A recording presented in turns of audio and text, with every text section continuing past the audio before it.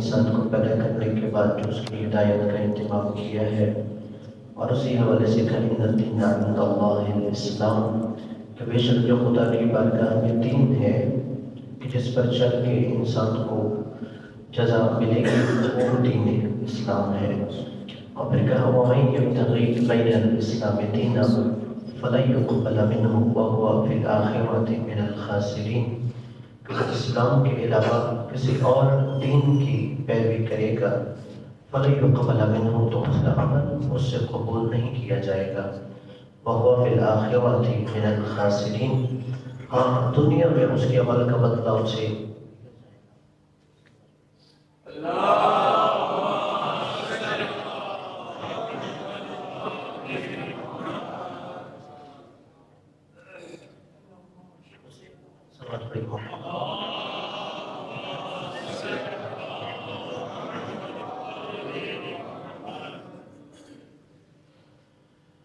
دیگر بلند تر صلوات۔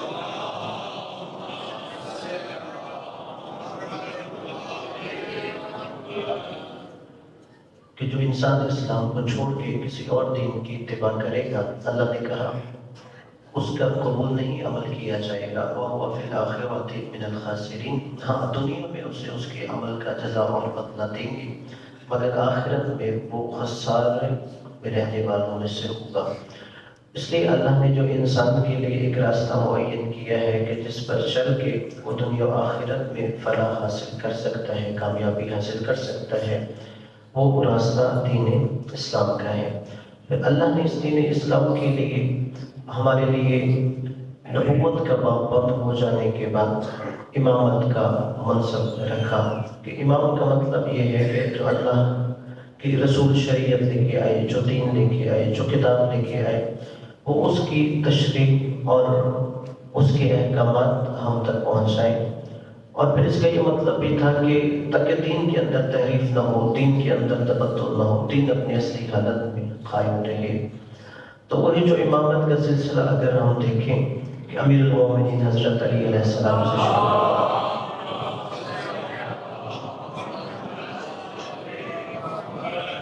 اور حضرت امام مہدی علیہ السلام پر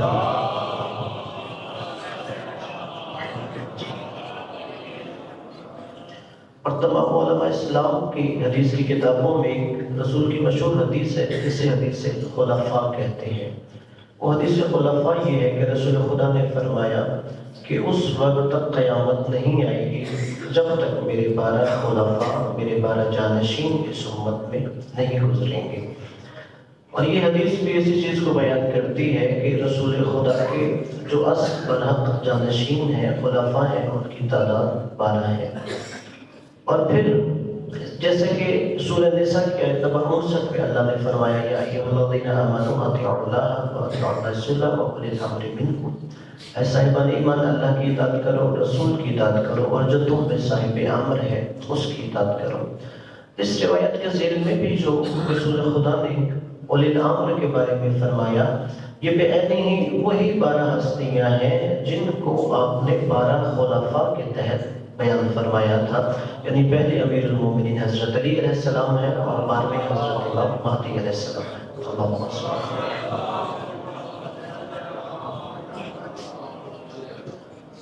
اور پھر علماء اسلام نے اپنی حدیث کی کتابوں میں ایک الگ سے چیپٹر معین کیا، جیسے کہ حاسبتہ کی بعض کتابوں کے اندر بھی ہے، جس کا نام ہے انہوں نے باب الامام المہدی رکھا۔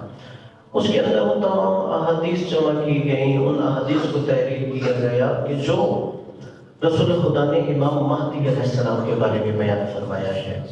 اور وہ مشہور حدیث ہے کہ جو رسول نے فرمایا لا یجعل اللہ الارض قسطا وعدلا حتی ملئت ظلما وجورا، کہتے ہیں کہ اللہ تبارک و تعالی جب یہ دنیا ظلم و جور سے بھر چکی ہوگی تو ایک ایسے شخص کو مبعوث فرمائے گا جو اس دنیا کو عدل و انصاف سے ایسے بھر دے گا جیسے یہ پہلے ظلم و جور سے بھر چکی ہوگی۔ اور آپ نے پھر بتایا بھی کہ وہ میری اولاد میں سے ہوگا، آپ نے یہ بھی بتایا کہ اس کا نام میرے نام پر ہوگا اور اس کا جو لقب ہے وہ مہدی ہوگا۔ اور اس پر بھی تمام علماء اسلام کا اتفاق ہے۔ بلکہ اگر عقیدہ امام مہدی علیہ السلام دیکھیں تو یہ صرف شیعی عقیدہ نہیں ہے، یہ ایک اسلامی عقیدہ ہے، یعنی تمام مسلمان امام مہدی پر ایمان رکھتے ہیں۔ اب اس میں اختلاف کیا ہے وہ میں بعد میں بیان کرتا ہوں، لیکن اس سے پہلے پھر اسلام سے ہٹ کر باقی اگر ادیان دیکھیں، خواہ وہ ہندوازم ہو یا زرتشتیوں کا مذہب ہو یا اور کچھ ایسے مذاہب ہیں جیسے آسمانی مذاہب ہو، یہود ہوں یا عیسائی ہوں، ان کا عقیدہ یہ ہے کہ قیامت سے پہلے ایک عالمی مصلح آئے گا، یعنی ایک ایسی شخصیت آئے گی کہ جو اس کائنات کے اندر ایک عادلانہ نظام نافذ کرے گا۔ اب یہ ہے کہ ان کے ہاں اس کی تعبیر، اس کا نام جو بھی ہو، لیکن یہ نظریہ ان کی کتابوں مذہبی میں موجود ہے کہ ایک عالمی مصلح آئے گا جو اس دنیا کے اندر عدل کا نظام قائم کرے گا۔ تو اس لیے ہر زمانے میں ہر عقیدے اور مذہب کے لوگ اس عالمی مصلح پر اعتقاد رکھتے ہیں۔ اب اس میں مسلمانوں میں بھی یہ ہے کہ وہ کون ہے، رسول نے بتا دیا وہ میرا بیٹا ہوگا، نام میرے نام پہ ہوگا، لقب اس کا مہدی ہوگا۔ ہم کہتے ہیں کہ وہ ولادت ہو چکی ہے اور وہ حضرت امام حسن عسکری علیہ السلام کے بیٹے ہیں، مگر جو غیر شیعہ برادران اسلام ہے وہ کہتے ہیں نہیں، آخری زمانے میں ان کی ولادت ہوگی، یعنی یہ اس چیز کا ہے۔ لیکن ان کے بھی بعض علماء جیسے سبت ابن جوزی تھے، محمد ابن طلحہ شافی تھے، ان بعض علماء اہل سنت کا بھی عقیدہ یہ ہے کہ نبی نے جس امام مہدی کے بارے میں فرمایا تھا یہ وہی ہیں جو حضرت امام حسن عسکری کی بیٹی، یعنی بعض علماء تسنن بھی یہ عقیدہ رکھتے ہیں، لیکن ان میں اکثر یہ کہتے ہیں نہیں امام مہدی ہوں گے لیکن ان کی ولادت ہوگی۔ اب لیکن وہ کیوں نہیں مسلمانوں کو بتاتے کہ وہ امام مہدی علیہ السلام ان کی ولادت ہو چکی ہے، وہ مشخص ہے، وہ امام حسن عسکری علیہ السلام کے بیٹے ہیں؟ اس کی دو وجوہات ہیں۔ پہلا سبب یہ ہے کہ اگر یہ کہہ دیا جائے کہ وہ امام حسن عسکری علیہ السلام کے بیٹے ہیں، 255 ہجری میں ان کی ولادت ہو چکی ہے، تو پھر ان سے سوال کیا جائے گا یہ کیسے ممکن ہے کہ وہ اتنی لمبی زندگی گزار رہی ہیں؟ ماننے والے یہ سوال کریں۔ اب چونکہ شاید ان کے پاس اس سوال کا جواب نہیں ہوتا تو وہ کہہ دیتے ہیں نہیں ان کی ولادت نہیں ہوئی، وہ آخری زمانے میں ولادت ان کی ہوگی۔ حالانکہ اگر اس سوال کا جواب ہم نے تلاش کرنا ہو تو اللہ تبارک و تعالیٰ نے اس کا خاص اہتمام کیا ہے۔ اگر ہم یہ عقیدہ رکھتے ہیں کہ امام مہدی علیہ السلام زندہ ہے تو ہمارا یہ بھی عقیدہ ہے حضرت عیسیٰ علیہ السلام بھی زندہ ہے۔ اب یہ بتائیے جناب عیسیٰ کی عمر زیادہ ہے یا امام مہدی علیہ السلام کی عمر زیادہ ہے؟ جناب عیسیٰ علیہ السلام کی عمر زیادہ ہے، کہ جیسا کہ اگر یہ عقیدہ رکھا جائے کہ جو انہیں آسمان پہ اٹھایا گیا ان کو آسمان پہ اٹھائے ہوئے 2024 سال گزر چکے ہیں، اور ابھی امام زمانہ علیہ السلام کا اگر دیکھا جائے تو وہ تقریباً 1250 سال کے لگ بھگ کا عرصہ بنتا ہے۔ یعنی یہ تو اللہ کا یہ خاص انتظام ہے کہ اگر کوئی امام مہدی علیہ السلام کی طولانی عمر کو سمجھنا چاہے تو آپ یہی دیکھ لیں کہ اللہ نے جناب عیسیٰ کو بھی زندہ رکھا ہے، امام مہدی علیہ السلام کو بھی زندہ رکھا ہے، اور صحیح بخاری کے اندر یہ حدیث بھی ہے کہ رسول نے فرمایا اس وقت تم ہم مسلمانوں کی کیا حالت ہوگی کہ جب جناب عیسیٰ علیہ السلام بھی دنیا پر تشریف لائیں گے مگر امام جناب عیسیٰ علیہ السلام نہیں ہوں گے بلکہ تمہاری امت میں سے امام مہدی علیہ السلام ہوں گے۔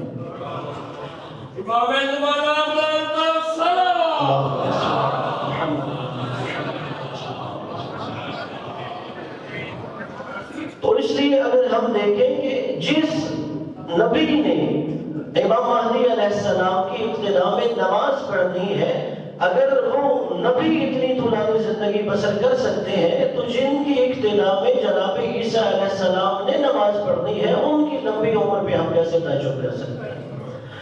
شاید تعجب اگر کریں تو پھر اس کا مطلب یہ ہے کہ ہمیں اللہ کی قدرت بے شک ہے کہ اللہ اس بات پہ قادر نہیں ہے کہ اگر وہ جناب عیسیٰ علیہ السلام کو جیسے عرصے سے زندہ رکھا ہے ویسے امام مہدی علیہ السلام کو بھی زندہ رکھا ہے۔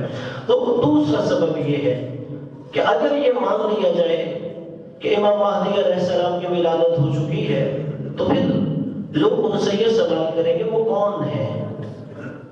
تو پھر بتانا پڑے گا کہ وہ حضرت امام حسن عسکری علیہ السلام کے بیٹے ہیں۔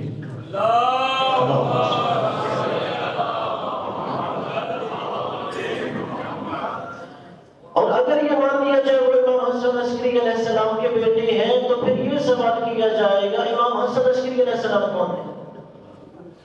تو پھر بتانا پڑے گا وہ امام علی نقی علیہ السلام کے بیٹے ہیں۔ تو پھر یہ پوچھا جائے گا امام علی نقی علیہ السلام کون ہے؟ تو پھر بتانا پڑے گا وہ امام محمد نقی علیہ السلام کے بیٹے ہیں۔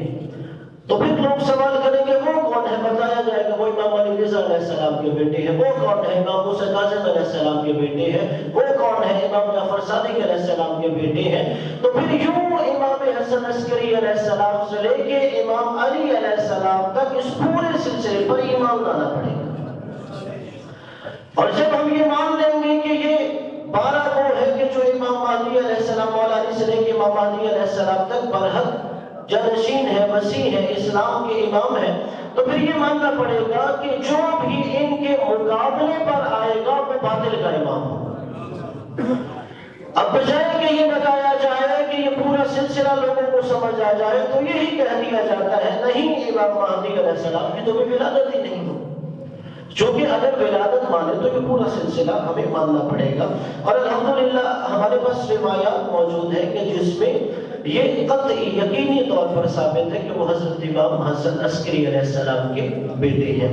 اور خود 11ویں امام سے جب آپ کے بعد اصحاب نے پوچھا کہ مولا آپ کے بعد کون یہ منصب امامت میں فائز ہوگا، آپ کا وسیع جانشین ہوگا، تو روایت کے مطابق امام علیہ السلام اپنے حجرے میں گئے۔ جب امام واپس آئے تو امام کی شانوں کے اوپر ایک 3 سال کا بچہ تھا۔ روایت کے لفظ ہے کہ اس کا چہرہ 14ویں کے چاند کی طرح چمک رہا تھا، اس کے بعد گھنگریالے تھے۔ تو امام علیہ السلام نے اپنے اصحاب سے فرمایا میرے بعد یہ بچہ تمہارا امام ہوگا۔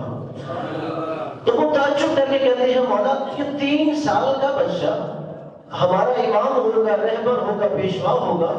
تو امام علیہ السلام نے فرمایا کیا تم قرآن نہیں پڑھتے؟ سورہ مریم میں ہے کہ 3 دن کے جناب عیسیٰ علیہ السلام کہہ رہے تھے انی عبد اللہ آتانی الکتاب وجعلنی نبیا، میں بندہ خدا ہوں، اللہ نے مجھے کتاب دی ہے اور میں نبی بن کے آیا ہوں۔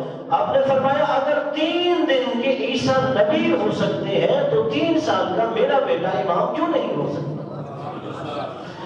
تو امام علیہ السلام نے اپنے بعد اصحاب کو امام مہدی علیہ السلام کی زیارت فرمائی تھی، اور اسی لیے ہمارا عقیدہ یہی ہے کہ امام مہدی علیہ السلام کا ہم انتظار کر رہے ہیں۔ اور جب کہتے ہیں 255 ہجری میں دنیا میں تشریف لائے اور پھر 260 ہجری میں غیبت شروع ہو گئی، اب جب کہتے ہیں کہ وہ غیبت میں ہے، حالانکہ بس اوقات لوگ ایک پروپیگنڈا کے تحت کہتے ہیں کہ ان کے بارے میں امام کسی غار میں رہتے ہیں، ہمارے پاس ایسی کوئی روایت نہیں، ہمارا تو ایسا کوئی عقیدہ نہیں، بس جھوٹ کسی نے پھیلایا ہوا ہے کہ شاید ان کے امام غار میں محصور ہیں اور جب اس نے ظہور ہوگا اس غار سے آئیں گے۔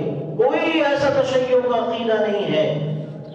ہمارا عقیدہ یہ ہے کہ اس سارے روئے زمین پر جہاں چاہے ہمارے امام جا سکتے ہیں، اور جب ہم کہتے ہیں وہ پردہ غیبت میں ہے تو پردہ غیبت کا مطلب یہ نہیں ہے کہ ہم ان کی نظروں سے اوجھل ہیں، پردہ غیبت کا مطلب یہ ہے وہ ہمیں دیکھتے ہیں، ہم انہیں نہیں پہچان سکتے۔ جیسے روایت میں ہے کہ امام ہر سال حج کے موقع پر تشریف لاتے ہیں، اور کتنے ایسے واقعات بھی ہیں کہ جب علماء صلحاء فقہاء نے چاہا کہ وہ امام زمانہ سے اپنی ہدایت کے لیے یا مسئلے کی آگاہی کے لیے رابطہ کرے تو امام علیہ السلام رہنمائی فرماتے ہیں۔ اور مشہور واقعہ بھی ہے شیخ مفید علیہ الرحمہ کا۔ شیخ مفید شیخ صدوق کے شاگرد ہیں، اور شیخ صدوق وہ ہیں کہ جو امام زمانہ کی دعا سے پیدا ہوئے تھے، یعنی سمجھیے کہ ابھی غیبت کبریٰ کا جب ابتدائی زمانہ تھا تو یہ اسی وقت کا واقعہ، عالم دین تھے شیخ صدوق۔ شیخ مفید شیخ صدوق کے شاگرد، شیخ مفید کے پاس ایک شخص مسئلہ پوچھنے کے لیے آیا۔ اس نے کہا کہ میری زوجہ کا انتقال ہو گیا ہے اور وہ حاملہ تھی، تو اب یہ کہ اسے ہم اسی طرح دفن کر دیں یا ہم شکم چاٹ کر کے بچہ نکال دیں؟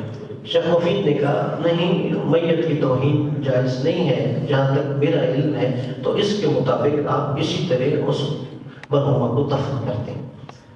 اب وہ گئے، جیسے یہاں سے مثلا نکلے، مثال صرف دے رہا ہوں سمجھانے کے لیے، مثلا اس موڑ پہ پہنچے تو انہوں نے دیکھا جیسے وہاں پر شیخ مفید کھڑے ہیں، تو شیخ مفید نے کہا نہیں، وہ جو تمہیں میں نے مسئلہ بتایا ہے نا کہ اس حاملہ عورت کو ایسے ہی دفن کر دیا جائے، نہیں ایسے دفن نہیں کرنا، بلکہ اس کے پیٹ کے اندر جو بچہ ہے بچہ نکال لیا جائے گا، اس کی جان بچائی جائے گی اور اس کے بعد عورت کو دفن کر لیا جائے گا۔ اس نے کہا بہت شکریہ، ورنہ ایک جان ضائع ہو جاتی، ہم تو ایسے خاتون کو دفن کر دیتے۔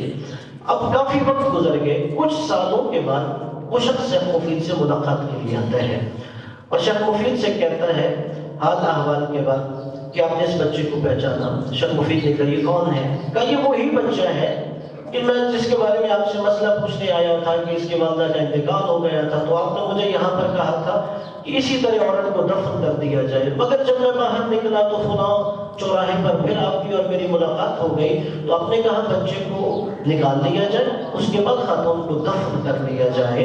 جیسے ہی شیخ مفید نے یہ جملہ سنا وہ پریشان ہو گئے، اس لیے کہ پہلا مسئلہ انہوں نے بتایا تھا، دوسرا مسئلہ انہوں نے نہیں بتایا۔ وہ سمجھ گئے کہ وہ جو وہاں پر ان کی رہنمائی کر رہے تھے وہ کوئی اور نہیں، میرے وقت کے امام زمانہ علیہ السلام تھے۔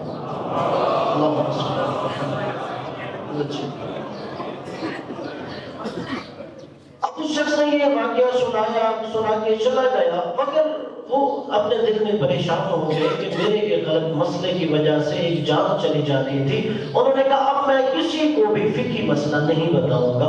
اب لوگ آتے ان سے رہنمائی کے لیے، وہ کہتے فلاں عالم کے پاس چلے جاؤ یا فلاں عالم کے پاس بغداد میں چلے جاؤ، میں نہیں تمہیں اس حوالے سے کوئی فقہی مسئلہ بتاؤں گا۔ انہوں نے اپنا دروازہ بند کر دیا، اس لیے کہ ان کے دل کے اندر ایک احساس ندامت تھا کہ مجھ سے غلط مسئلہ بتایا گیا ہے۔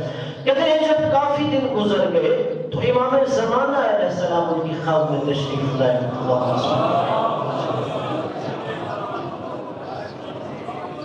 اور انہوں نے خواب میں آ کے فرمایا شیخ مفید تم نے اپنا دروازہ ہمارے ماننے والوں کے لیے بند کیوں کر دیا ہے؟ انہوں نے کہا اس لیے کہ میں غلط مسئلہ بتا چکا تھا۔ تو انہوں نے عالم خواب میں کہا اگر تم سے غلطی ہوئی ہے تو ہم نے تمہاری اصلاح کر دی ہے، اب بھی تم ہمارے مکتب اور ہماری تعلیمات کی ترویج کرو، اگر پھر بھی تم سے غلطی ہوگی ہم تمہاری رہنمائی کریں۔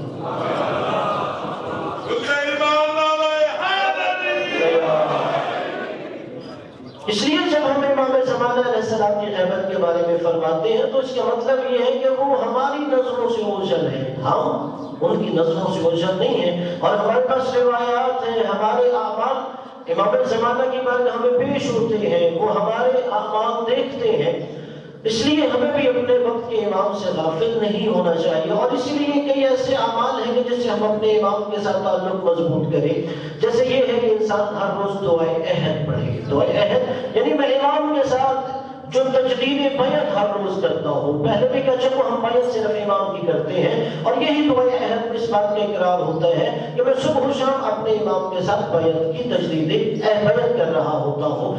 اور اسی طرح جمعے کے دن دعائے ندبہ ہے کہ میں اپنے دل کی باتیں امام زمانہ سے کروں اور امام زمانہ کے ساتھ استغاثہ کروں اور انہیں پکاروں۔ اسی طرح امام زمانہ علیہ السلام کی طرف سے صدقہ دیا جائے، امام زمانہ علیہ السلام کے حق میں دعا کی جائے، مگر یہاں پر ہمارے ذہن میں آتا ہے کہ جب کہ ہم امام زمانہ کی دعاؤں کے محتاج ہیں، وہ ہماری دعاؤں کے محتاج نہیں ہے۔ اور اس حوالے سے روایت ہے کہ در حقیقت اس دعا کے فائدے بھی ہماری طرف لوٹ کے آتے ہیں۔ مثلا اگر میں دعا امام زمانہ تلاوت کروں گا تو اس کے فائدے ثمرات بھی میری طرف لوٹ کے آتے ہیں۔ اور اس حوالے سے دلیل کیا ہے؟ قطب نبوی نے اپنی کتاب میں ایک روایت لکھی ہے، وہ کہتے ہیں کہ امام علی نقی علیہ السلام کا دور تھا،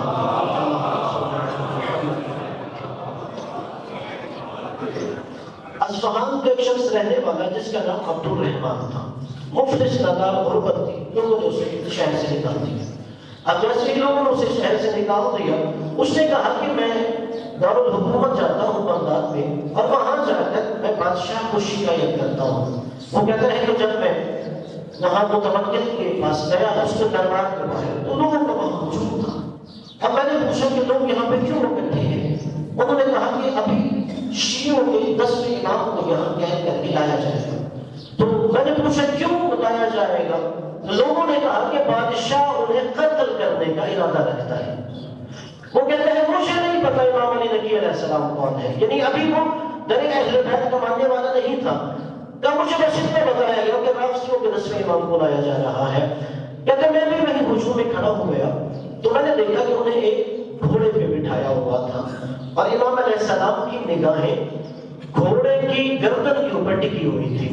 امام علیہ السلام دائیں یا بائیں طرف نہیں دیکھ رہے تھے. کہا دونوں طرف شارح کے لوگوں کا ہجوم تھا کہ وہ دیکھیں کہ شیعوں کے امام کو بھی قتل کیا جائے گا. کہتے جب میں نے ان کی زیارت کی تو میرے دل میں ان کی محبت پیدا ہو گئی کہ میں نے دیکھا کہ نورانی شخصیت ہے, پر وجی شخصیت ہے, اور میں نے اللہ کی بارگاہ میں دعا کی کہ اے خدایا انہیں قتل نہ کیا جائے, کہ جس قدر یہ نورانی شخصیت ہے کہ جو ان کی محبت عشق میرے دل میں پیدا ہوا, میں نے اللہ کی بارگاہ میں وہی دعا کی ہجوم میں کھڑے ہو کے کہ اے بارے الہ ان کو قتل نہ کیا جائے.